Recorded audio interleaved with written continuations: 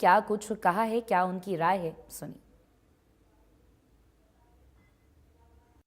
देखिए, आपको बताना चाहूँगा कि मनीषा प्रकरण को लेकर जो है तमाम लोग काफ़ी ज़्यादा उत्साहित थे या गुस्से में नज़र आ रहा है। तो आपको बताना चाहूँगा कि फ़िलहाल अब हम मनीषा के गाँव है, ग्रहस्थल पर गए हैं और फ़िलहाल जो है मनीषा को अग्नि भी दे दी गई है। तो फ़िलहाल अब लोगों से बातचीत करने का प्रयास करते हैं। अब लोगों का इस पूरे मसले के बारे में क्या कहना है? क्या लोग प्रशासन की ओर से संतुष्ट हैं?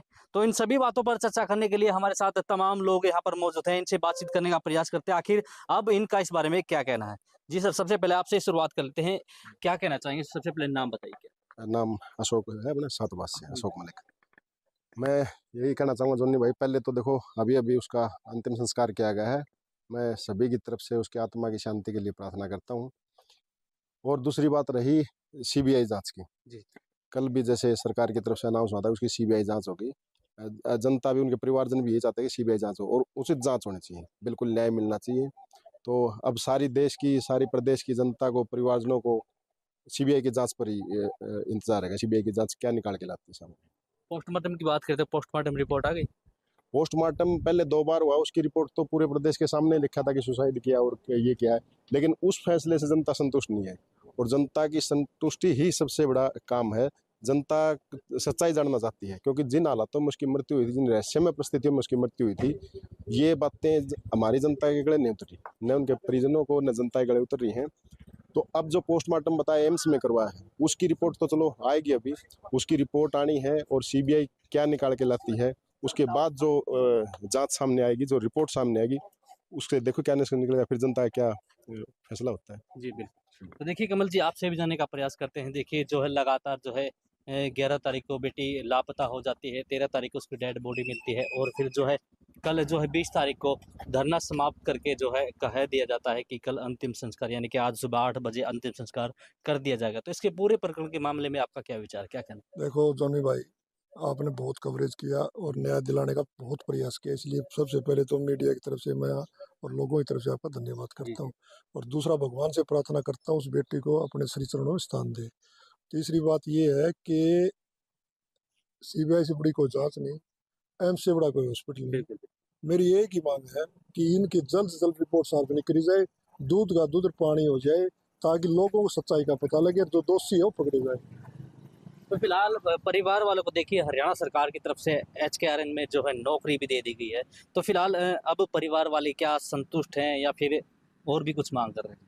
देखो, परिवार कोई पैसे के लिए लड़ाई थोड़ा लड़ा था, और ये जनता भी कोई पैसे के लिए, और कोई संगठन की कोई नेतृत्व नहीं था, किसी नेता का या नेतृत्व नहीं था, ये जनता का नेतृत्व था। तो कोई आदमी आके बोलता है वो तो अलग बात, अपनी भावना रखता है, लेकिन जनता का मुद्दा था। जनता ने दबाव देकर सीबीआई जांच कराई है, और जनता ने ही दबाव देकर एम्स में तीसरी बार उनके विषय की जांच करवाई है। तो मैं मानता हूँ कि जनता का दबाव सबसे बड़ा होता है। क्यों? ये कहते हैं, हमने गाँव में सुना है भाई, जो राम गांव यानी भगवान है, लोगों के बीच में बसता है, तो लोगों की आवाज को सरकार भी नहीं अनदेखी कर सकती। और मैं मानता हूं कि अगर सीबीआई की जांच आएगी तो जो दोषी है और जो सच्चाई है वो लोगों के सामने आएगी, जी, जैसी भी बात हो। बिल्कुल। तो देखिए यहाँ पर जो समाज सेवी कामरेड ओम प्रकाश भी पहुंचे हैं, उनसे भी जानने का प्रयास करते हैं कि आखिर पूरे जो इस प्रकरण के मामले में उनकी क्या राय है, उनका क्या विचार है। जी सर, कामरेड जी क्या कहना चाहेंगे? जोनी भाई, ऐसा है कि जिन परिस्थितियों में उनको, चाहे रहस्यमय परिस्थिति कर लो या अभी पूरी तरह से निष्पक्ष जांच नहीं आई, इस बिटिया की जो मृत्यु हुई है वो पूरे प्रदेश की जनता को झकझोरने वाली थी। और लोगों में बहुत गुस्सा है सरकार के खिलाफ, प्रशासन के खिलाफ। और जो थ्योरी पुलिस ने की है जांच करके, जो सामने दी है, उस पर लोग अभी विश्वास नहीं कर रहे। इसलिए लोगों ने दबाव डाल करके सरकार के खिलाफ, जन भावनाओं को ध्यान में रखते हुए सरकार को भी बाध्य होना पड़ा भी सीबीआई से इंक्वायरी की जाए, जो मांग थी जनता की। अब सीबीआई से इंक्वायरी होगी, लोगों की आशा ये है कि वो निष्पक्ष ढंग से और जल्दी वो जांच करे।